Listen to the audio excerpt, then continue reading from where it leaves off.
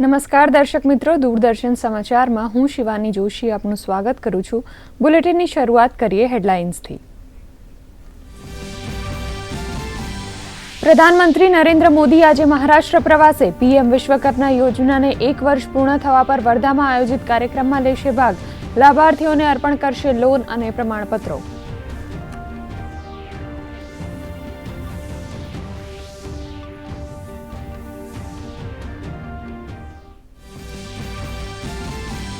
રાષ્ટ્રપતિ દ્રૌપદી મુર્મુ આજે રાંચી સ્થિત નેશનલ ઇન્સ્ટિટ્યૂટ ઓફ સેકન્ડરી એગ્રીકલ્ચરના શતાબ્દી સમારોહમાં થશે સામેલ। એક પેડ માં કે નામ અભિયાન અંતર્ગત કરશે વૃક્ષારોપણ।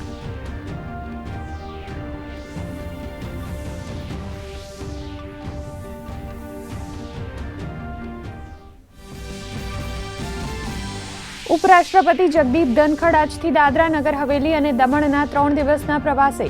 કેન્દ્ર શાસિત પ્રદેશને આપશે વિકાસ કામોની ભેટ। એન્જિનિયરિંગ કોલેજ તેમજ સ્કૂલમાં વિદ્યાર્થીઓ સાથે કરશે સંવાદ।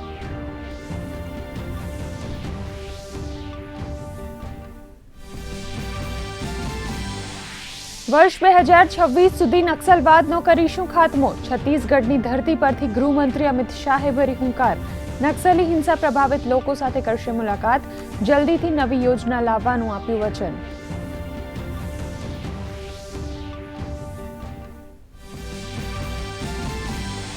ઝારખંડમાં આજથી ભાજપની પરિવર્તન યાત્રા। ગૃહમંત્રી અમિત શાહ યાત્રાની કરાવશે શરૂઆત।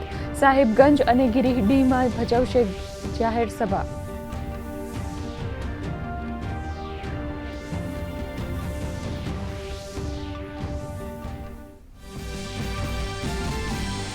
જમ્મુ કાશ્મીર અને હરિયાણામાં પૂરજોશમાં પ્રચાર અભિયાન। ભાજપ કોંગ્રેસ સહિતના રાજકીય પક્ષના દિગ્ગજો આજે ગજવશે જાહેર સભા અને રેલી। પૂર્વ મુખ્યમંત્રી અરવિંદ કેજરીવાલ હરિયાણામાં કરશે રોડ શો।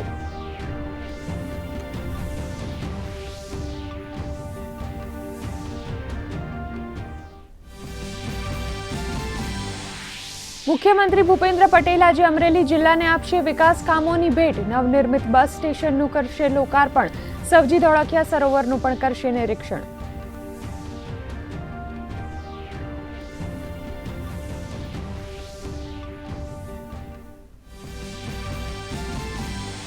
કારોબારી સપ્તાહના અંતિમ દિવસે ભારતીય શેર બજાર રેકોર્ડ ઊંચાઈ પર। 800 થી વધુ પોઈન્ટના ઉછાળા સાથે સેન્સેક્સ 84,000ને પાર। નિફ્ટીએ પણ વટાવી 25,600ની સપાટી। સોના ચાંદીના ભાવમાં ઘટાડાની ચાલ યથાવત।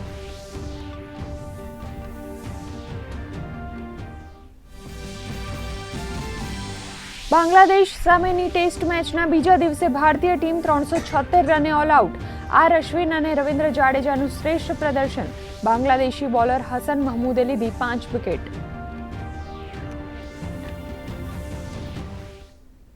અને હવે સમાચારો પર નજર કરી લઈએ વિસ્તારથી। પ્રધાનમંત્રી નરેન્દ્ર મોદી આજે મહારાષ્ટ્રના વર્ધામાં રાષ્ટ્રીય પીએમ વિશ્વકર્મા યોજનાના 1 વર્ષ પૂર્ણ થવા નિમિત્તે આયોજિત કાર્યક્રમમાં સહભાગી થશે। આ કાર્યક્રમમાં તેઓ લાભાર્થીઓને પ્રમાણપત્રો તેમજ લોન આપશે। ઉપરાંત અમરાવતીમાં mega integrated textile region and apparel એટલે કે પીએમ મિત્રા પાર્કનો શિલાન્યાસ કરશે। પ્રધાનમંત્રી મહારાષ્ટ્ર સરકારની આચાર્ય ચાણક્ય કૌશલ્ય વિકાસ કેન્દ્ર યોજનાનો શુભારંભ કરાવશે। 15 થી 45 વર્ષની વયના યુવાનોને તાલીમ આપવા માટે રાજ્યભરની જાણીતી કોલેજમાં કૌશલ્ય વિકાસ તાલીમ કેન્દ્રો સ્થાપવામાં આવશે। આ ઉપરાંત પ્રધાનમંત્રી પુણ્ય શ્લોક અહલ્યાદેવી હોલકર વિમેન સ્ટાર્ટઅપ સ્કીમનો પણ શુભારંભ કરાવશે। આ અંગે અમારા સંવાદદાતા યોગેશ શીતલ પાસેથી માહિતી મેળવીએ। बात की, देखिए जो प्रधानमंत्री का लक्ष्य रहा है, इस सरकार का लक्ष्य रहा है बेसिकली, उसमें गरीब जो है वो केंद्र में रहे हैं। चाहे वो आप किसी भी योजना को, आप स्वनिधि योजना का उदाहरण के तौर पर ले लीजिए, मुद्रा योजना ले लीजिए, क्योंकि कोविड-19 के बाद हमने देखा था कि कितने हर्डल्स आए थे, कितनी चुनौतियां आई थी उन लोगों के लिए जो कि असंगठित क्षेत्र से थे। पहले ये कोशिश की गई कि उनको फाइनेंशियल इंक्लूजन के जरिए जो वित्तीय समावेश है उसके तहत उनको मेन स्ट्रीम में लाया जाए। उसके लिए जो है वो जनधन योजना की शुरुआत की गई। जब वो मेन स्ट्रीम में आए तो ये इंश्योर किया गया कि जो पैसा उन तक पहुंचेगा सरकार की तरफ से वहां पे कहीं लीकेज ना हो। इसके लिए फिर डीबीटी को थोड़ा स्ट्रेंथन किया गया, आधार से जोड़ा गया, कई सारी चीजों को एक साथ आधार से लिंक किया गया, कई स्तर पर फिल्टर किया गया, क्रॉस वेरिफिकेशन किया गया। कुछ जिलों को जो है विशेष आप कह सकते हैं कि कुछ जिलों को विशेष तौर पे जो है वहाँ पे ट्रीट किया गया, जहाँ जो है ह्यूमन डेवलपमेंट इंडेक्स जो है वो सही नहीं थे, उन जिलों पर विशेष फोकस किया गया। રાષ્ટ્રપતિ દ્રૌપદી મુર્મુ 2 દિવસ માટે ઝારખંડની મુલાકાતે છે। તેઓ રાંચીમાં ICARના શતાબ્દી સમારંભમાં ઉપસ્થિત રહેશે। સાથે જ તેઓ એક પેડ માં કે નામ કાર્યક્રમ અંતર્ગત રોપાનું વાવેતર પણ કરશે અને રાજભવનના મૂર્તિ ગાર્ડનનું લોકાર્પણ કરશે। રાષ્ટ્રપતિના આગમનને પગલે તમામ તૈયારીઓ પૂર્ણ કરી લેવામાં આવી છે। રાષ્ટ્રપતિના પ્રવાસ અંગે અમારા સંવાદદાતા સંજય ગુપ્તાએ માહિતી આપી છે। झारखंड का राष्ट्रपति द्रौपदी मुर्मू से और उनका झारखंड से खास लगाव रहा है। वो लंबे समय तक यहाँ की राज्यपाल रह चुकी हैं और यहाँ की जन भावनाओं को भी वो बेहतर तरीके से समझती है, जो लोगों से उन्हें कनेक्ट करता है। रांची से कैमरामैन राज मनोहरन के साथ मैं दिवाकर कुमार, दूरदर्शन समाचार। કેન્દ્રીય ગૃહમંત્રી અમિત શાહે દિલ્હીમાં તેમના નિવાસસ્થાને છત્તીસગઢના નક્સલ હિંસા પીડિતો સાથે મુલાકાત કરી હતી। બસ્તર શાંતિ તત્વદાન કાર્યક્રમમાં 55 લોકોએ ગૃહમંત્રી સાથે મુલાકાત કરી હતી। તેમણે સંવાદ દરમિયાન કહ્યું હતું કે જે રીતે નક્સલ પીડિત લોકો બેઠા થવાનો પ્રયત્ન કરી રહ્યા છે તે જુસ્સો પ્રશંસાને પાત્ર છે, પરંતુ કેટલાક લોકોને નક્સલીઓના માનવાધિકાર જોઈએ છે, પીડિતોના નહીં। કેન્દ્રીય ગૃહમંત્રીએ એવો વાયદો પણ કર્યો કે અમે 31 માર્ચ 2026 સુધીમાં નક્સલવાદને નેસ્તનાબૂદ કરી દઈશું અને બસ્તરમાં ફરીથી શાંતિ ફેલાશે।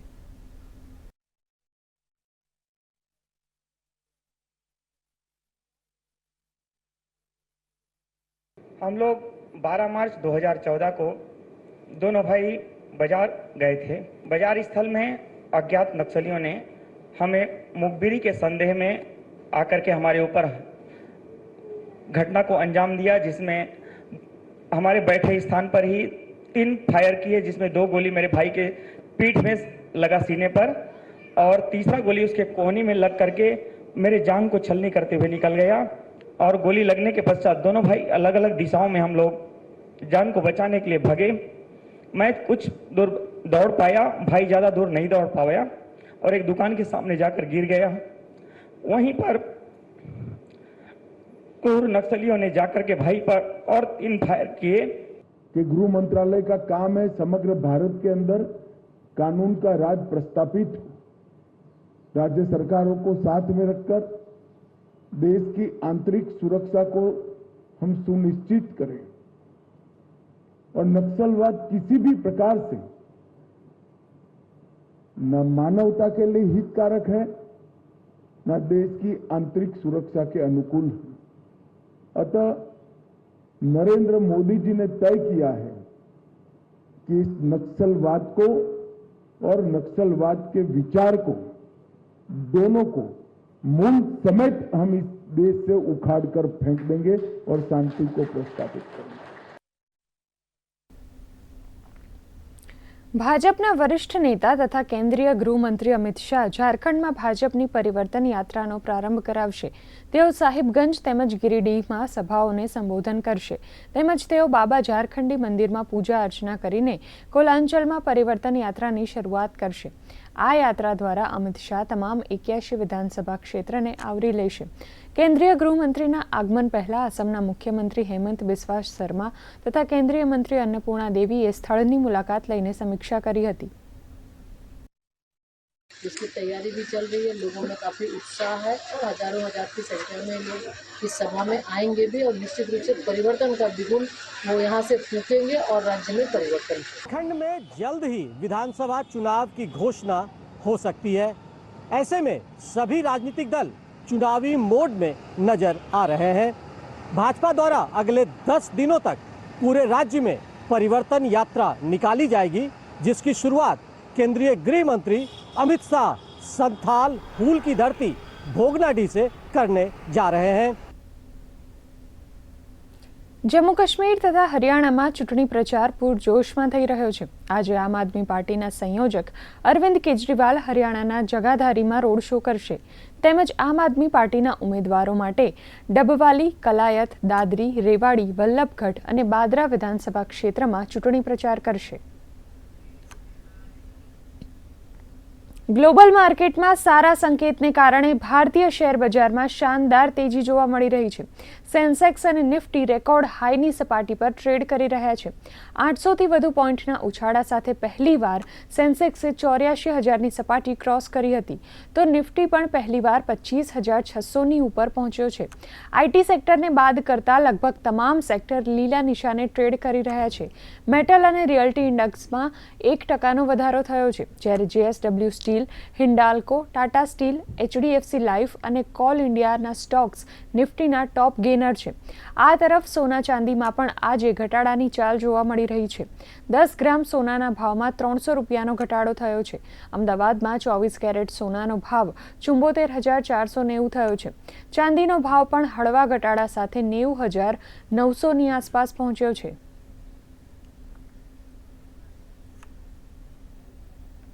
હવામાન વિભાગે આજે આંદમાન નિકોબારમાં ભારે વરસાદની આગાહી કરી છે. હવામાન વિભાગે જણાવ્યું હતું કે 22થી 25 સપ્ટેમ્બર દરમિયાન પૂર્વ મધ્યપ્રદેશ, છત્તીસગઢ, નાગાલેન્ડ, મિઝોરમ, ત્રિપુરા, અરુણાચલ પ્રદેશ તથા અસમ અને મેઘાલયમાં વરસાદની શક્યતા છે. તેમજ આજે દિલ્હીમાં પણ વાદળછાયા વાતાવરણ સાથે હળવો વરસાદ થઈ શકે છે. તેમજ આગામી 7 દિવસમાં કોંકણ, ગોવા, કર્ણાટકમાં પણ વરસાદની શક્યતા વ્યક્ત કરવામાં આવી છે.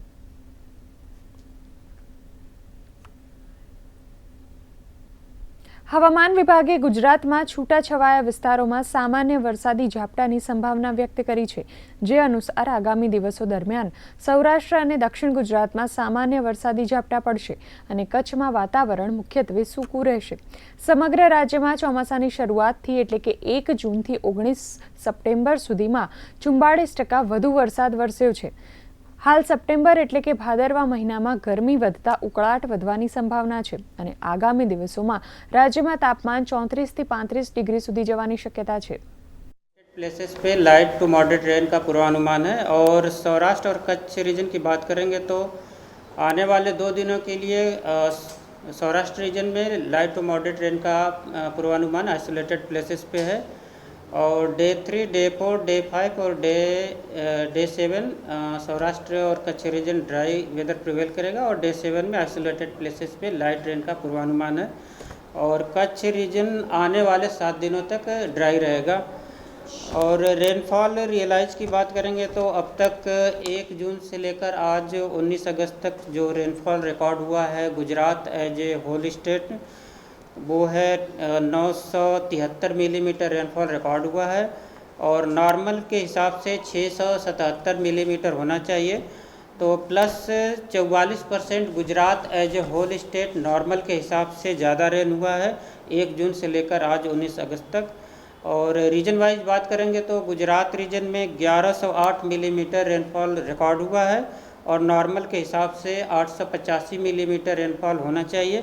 तो प्लस 25% नॉर्मल के हिसाब से गुजरात रीजन में ज़्यादा बारिश हुई है 1 जून से लेकर आज तक. अभी जो विंड प्रिवेल कर रही है Gujarat as a whole state land region पे वो westerly to south westerly wind prevail कर रही है और जो टेम्परेचर की टेंडेंसी है वो 1 से 2 डिग्री सेल्सियस नॉर्थ गुजरात और साथ में ही सौराष्ट्र और कच्छ रीजन में टेम्परेचर की जो टेंडेंसी है वो इंक्रीजिंग टेंडेंसी है, बढ़ने की उसकी प्रवृत्ति है. और अहमदाबाद में टेम्परेचर रियलाइज की बात करेंगे तो पिछले 24 घंटे में जो मैक्सिमम टेम्परेचर रियलाइज हुआ है वो 32 डिग्री सेल्सियस और आज के लिए जो मैक्सिमम टेम्परेचर का फोरकास्ट है वो 35 डिग्री सेल्सियस के आसपास रहने का पूर्वानुमान है. ઉપરાષ્ટ્રપતિ જગદીપ ધનખડ આજથી 22 સપ્ટેમ્બર દરમિયાન કેન્દ્ર શાસિત પ્રદેશ દાદરા અને નગર હવેલી તેમજ દમણ અને દીવની 3 દિવસીય મુલાકાતે છે. ઉપરાષ્ટ્રપતિની કેન્દ્ર શાસિત પ્રદેશની આ પ્રથમ મુલાકાત હશે. આ દરમિયાન ઉપરાષ્ટ્રપતિ અનેક મોટા ઇન્ફ્રાસ્ટ્રક્ચર અને ડેવલપમેન્ટ પ્રોજેક્ટ્સની મુલાકાત લઈને ઉદ્ઘાટન કરશે. દમણમાં આજે ઉપરાષ્ટ્રપતિ જામપોર ખાતે પક્ષીઘરનું ઉદ્ઘાટન કરશે. તેઓ આરોગ્ય અને સુખાકારી કેન્દ્ર, સરકારી એન્જિનિયરિંગ કોલેજ અને જંપપ્રીન ખાતે રીંગણવાડા પંચાયત અને રીંગણવાડા શાળાની પણ મુલાકાત લેશે. તો 21 સપ્ટેમ્બરે તેઓ સિલવાસા, દાદરા અને નગર હવેલીમાં નમો મેડિકલ એજ્યુકેશન એન્ડ રિસર્ચ ઇન્સ્ટિટ્યૂટની મુલાકાત લેશે. જ્યાં તેઓ વિદ્યાર્થીઓ અને ફેકલ્ટી સભ્યો સાથે વાર્તાલાપ કરશે. તેમજ દીવમાં ઘોઘલા બ્લુ ફ્લેગ બીચ અને ઘોઘલા ટેન્ટ સિટીની મુલાકાત લેશે. તેઓ ઘોઘલા ખાતે પ્રધાનમંત્રી આવાસ યોજના શહેરી ફ્લેટ અને દીવ ખાતે સુએજ ટ્રીટમેન્ટ પ્લાન્ટનું ઉદ્ઘાટન કરશે. 23 સપ્ટેમ્બરના રોજ કેવડી ખાતેના એજ્યુકેશન હબની પણ मुलाकात लेशे. श्री जगदीश धनखड़ आज केंद्र शासित प्रदेश दमन दीव और दादरा नगर हवेली की मुलाकात पे है. वे सुबह 10 बजे दमन कोस्ट गार्ड के एयरपोर्ट पे आएंगे. वहां से मोटी दमन जयपुर बीच के निकट एक पक्षीशाला बनाया है, उसका वो उद्घाटन करेंगे. उसके पश्चात सामुदायिक आरोग्य केंद्र है, वेलनेस सेंटर है, वहां उनकी मुलाकात करेंगे. उसके पश्चात वे इंजीनियरिंग कॉलेज में जाकर वहां बच्चों से बातचीत करेंगे. उसके ही निकट सरकारी स्कूल और एक पंचायत घर है, उसकी मुलाकात लेंगे. दोपहर के समय वह उद्योगपति के साथ मुलाकात लेंगे और एक विकास कार्यों की एक मीटिंग करेंगे. शाम के समय वह नमो पथ का दौरा करेंगे. दूसरे दिन वह दादरा नगर हवेली की मुलाकात लेंगे और रविवार को दीव में उनका दौरा है. प्रदीप भावसार, डीडी न्यूज, दमन. દર્શક મિત્રો, સમાચારોનો પ્રવાહ આ જ રીતે આગળ વધતો રહેશે, પણ એ પહેલા રોકાઈએ વિરામ માટે. Sir 50,000 advance. પણ આટલા કેશ તો અમે નથી લાવ્યા. અને આજે બેંક પણ બંધ છે. ઉપાય છે, ડિજિટલ પેમેન્ટનો સરળ ડોઝ. પણ અરે ગભરાઓ નહીં, સાવધાનીથી કરશો તો કોઈ સાઈડ ઇફેક્ટ્સ પણ નહીં થાય. ફોન લાવો અહીંયા ફોન લગાડો. ડિજિટલ પેમેન્ટથી લેણદેણ થઈ શકે છે, સરળ, સુરક્ષિત અને ઝડપથી. મેં તો આમને ડિજિટલ પેમેન્ટ શીખવાડી દીધું. તમે? કેમ કે આરબીઆઈ કહે છે કે ડિજિટલ પેમેન્ટ અપનાવો, બીજાઓને પણ શીખવો. મને મળે છે પૂરતું પોષણ. પૂર્ણ શક્તિથી મળી આકાશ આંબવાની પ્રેરણા. 11 વર્ષથી લઈને 18 વર્ષ સુધી શાળાએ જતી કે ન જતી કિશોરીઓના પોષણ માટે અને તેમની તંદુરસ્તી માટે ટેક હોમ રાશન. પૂર્ણ શક્તિ. વધુ માહિતી માટે આંગણવાડી કાર્યકરનો સંપર્ક કરો. પોષણની રાખે દરકાર ગુજરાત સરકાર. વિરામ બાદ પુનઃ સ્વાગત છે. અમરેલીમાં આપણા મુખ્યમંત્રી ભૂપેન્દ્રભાઈ પટેલે 292 કરોડના વિવિધ વિકાસ કાર્યોનું લોકાર્પણ કર્યું હતું. આવો નિહાળીએ તેનું જીવંત પ્રસારણ. સૌથી આગળ ગુજરાત રહે, વિકસિત ભારતમાં વિકસિત ગુજરાત સૌથી મોટું યોગદાન આપે, એના માટેનો પ્રયત્ન આપણે બધાએ સાથે મળીને કરવાનો છે. વિકાસના કામો ચાલુ ને ચાલુ જ રહેતા હોય છે. માન્ય નરેન્દ્રભાઈ હમણાં જ 2 દિવસ પહેલા જ ગુજરાત આયા અને 8,000 કરોડ રૂપિયાના વિકાસના કામોની ભેટ આપણને આપી. 8,000 કરોડ રૂપિયાના કામો. એટલે વિકાસ અને વિકાસની ગતિ એ માન્ય નરેન્દ્રભાઈ છે ત્યાં સુધી ક્યાંય રોકાવાની નથી. તમે આયોજનબદ્ધ રીતે, હું જ્યારે અમરેલી આવ્યો છું ત્યારે કીધું છે કે આયોજનબદ્ધ રીતે તમે જે પણ કામ આપશો એ કામ ગુજરાત સરકાર કરવા માટે હર હંમેશ તૈયાર છે. તમારે આયોજન કરવું પડે કે ભાઈ પહેલું કામ કયું લેવું છે, બીજું કયું લેવું છે, કારણ કે આખા ગુજરાતનું આપણે સાથે જ આગળ વધારવું છે. એકલું અમરેલી નહીં, આખા ગુજરાતને આપણે સાથે આગળ વધારવું છે. ગઈકાલે જ એક ખૂબ સારો કાર્યક્રમ સુરત ખાતે કર્યો. માન્ય નરેન્દ્રભાઈએ જે વિકસિત ભારત અને હમણાં જ કીધું એમ કે વિકસિત ગુજરાત માટેનો જે રોડ મેપ છે એ નીતિ આયોગની સાથે ગુજરાત સરકારે સૌથી પહેલો રોડ મેપ જો કોઈએ બનાવ્યો આખા દેશ તો એ ગુજરાતે બનાવ્યો છે. અને એ પ્રમાણેનું કામ આપણે ગઈકાલે જ સુરતને સેન્ટર રાખી અને 6 જિલ્લાનો રોડ મેપ ત્યાં તૈયાર થઈ ગયો છે અને એ આપણે આગળ વધારવા જઈ રહ્યા છે. એ રોડ મેપ થકી સૌથી વધારે મોટું યોગદાન ગુજરાતના આગળ વધારવામાં જો કોઈ આપી શકે એમ હોય તો એ સુરત છે અને સુરતની આજુબાજુના જિલ્લા છે. પ્રવાસન હોઈ શકે, ઇન્ડસ્ટ્રીઝ આવી શકે છે, એજ્યુકેશન આવી શકે છે, નવીન આધુનિક ખેતી આવી શકે છે. દરેક સેક્ટરમાં કેવી રીતે આગળ વધી શકાય અને 2047 સુધી આપણે જે વિકસિત ભારત અને વિકસિત ભારત માટે વિકસિત ગુજરાતનું જે લક્ષ્ય છે એ પૂરું કરવા માટેની આપણી તૈયારી છે. આપ સૌ જાણો છો કે અમરેલી અને અમરેલીમાં જે 2-3 વસ્તુ જોઈ તમે અત્યારે, એક તો આ બસ સ્પોટ જ્યાં આપણે બેઠા છીએ અત્યારે, એ બસ સ્પોટ કદાચ મારી દ્રષ્ટિએ તૈયાર થવામાં થોડું લેટ થયું છે, પણ કોવિડના કારણે, મેં પૂછ્યું, કોવિડના કારણે 2 વર્ષ થોડા બગડ્યા, પણ ખૂબ સરસ રીતે આ બસ સ્પોટ તૈયાર થઈ ગયું છે. અને જેટલું બને એટલું ક્યારથી ચાલુ કરવાના છો? અહીંયાથી નવા આજથી ચાલુ, બસ અહીંયા આવશે હવે તો ભાઈ આજથી જ શરૂ કરી દેવાના છે. અહીંયાથી તમારે હવે બધી સુવિધા મળવાની શરૂ થઈ જશે. માનનીય નરેન્દ્રભાઈ હર હંમેશ જે પણ યોજના બનાવી છે એ યોજના નાના માણસને, છેવાડાના માણસને કેન્દ્રમાં રાખીને બધી યોજનાઓ બનાવી છે. નાનામાં નાનો માણસ, છેવાડા. તો આપણે નિહાળ્યું કે અમરેલીની મુલાકાતે પહોંચેલા મુખ્યમંત્રી ભૂપેન્દ્રભાઈ પટેલે વિવિધ વિકાસ કાર્યોના લોકાર્પણ કર્યા પછી જનસભાને સંબોધિત કરી હતી. હવે આપણે આગળ વાત કરીએ તો આણંદ જિલ્લાના ઈસરવાડામાં રાજ્યપાલ આચાર્ય દેવવ્રતે મેસી કિસાન સંમેલનને સંબોધન કર્યું હતું. તેમણે જણાવ્યું હતું કે ધરતી માતાને વેરાન અને સૂકી બનતી અટકાવવી હશે તો પ્રાકૃતિક ખેતી જ અપનાવવી પડશે. સાથે જ તેમણે દેશી ગાય પાળવાનો અનુરોધ પણ કર્યો હતો. गौ माता की नस्ल सुधार करो. क्यों करो?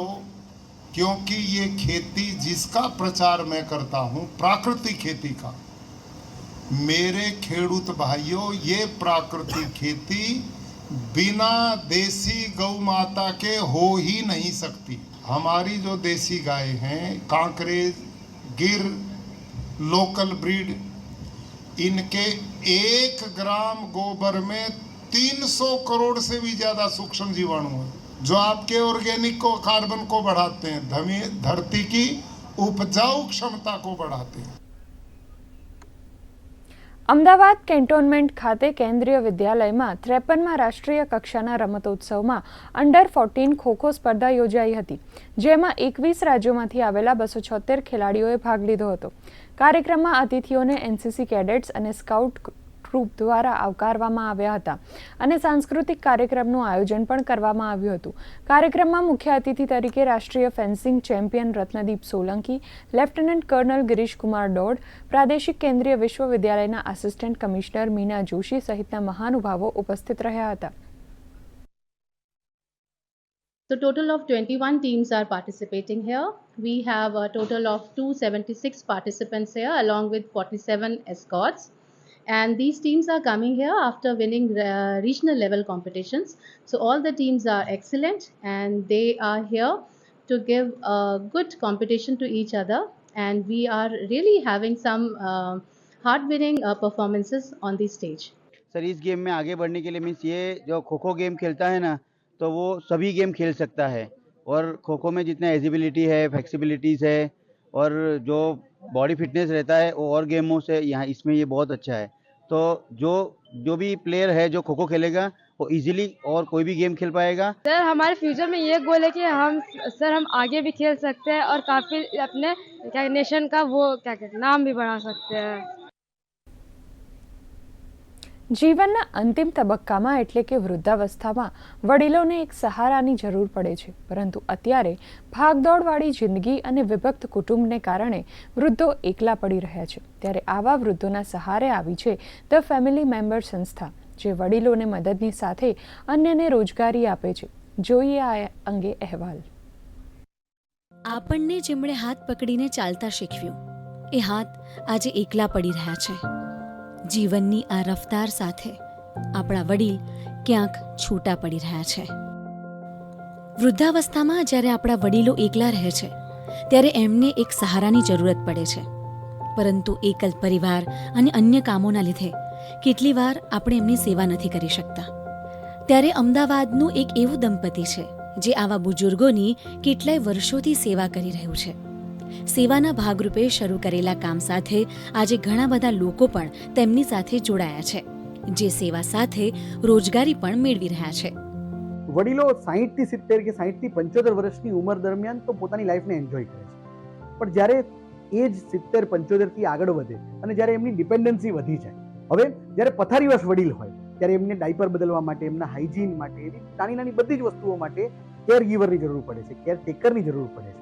એમને જ્યારે મેડિકલ જરૂરિયાતો હોય ત્યારે એમના માટે નર્સિંગ સ્ટાફની જરૂર પડે છે, અને જ્યારે ખાલી સાથે રહેવાનું એમની સાથે ત્યારે એમને હોમ એટેન્ડન્ટની જરૂર પડે છે કે જેમની સાથે બેંકમાં જાય, એ ઘરે પડી ન જાય, એકલા ન રહે, એ બધાને ધ્યાન રાખે. આ બધી વસ્તુઓને ધ્યાનમાં રાખીને ધ ફેમિલી મેમ્બરે એક આખું સ્ટ્રક્ચર ઊભું કર્યું, જે સ્ટ્રક્ચરની અંદર અમે જુદી જુદી પ્રકારની કેર આપી શકીએ, લાગણી આપી શકીએ, કારણ કે લાગણી સૌથી મહત્વની વસ્તુ છે. આપણું જીવન આનંદમય વીતે એના કરતાં વધારે સારું શું હોઈ શકે? અને આ લોકો વડીલો સાથે જ્યારે એમના માટે કામ કરે તો એક ઘરના પરિવારના જેમ જોડાઈ જાય છે. મારા માટે જલ્પાબેન એટલે દીકરી સમાન, મારા દીકરીથી પણ વિશેષ છે. જલ્પાબેન ના હોય તો મારે ચાલે નહીં. જલ્પાબેન ટાઈમસર દવા આપે, ટાઈમસર ખાવાનું આપે, ટાઈમસર પાણી આપી દે, જે બી જરૂરિયાત એ જલ્પાબેનને ખબર હોય, મને ખબર ના હોય. એટલું સરસ એમનું બોન્ડિંગ છે મારી સાથે.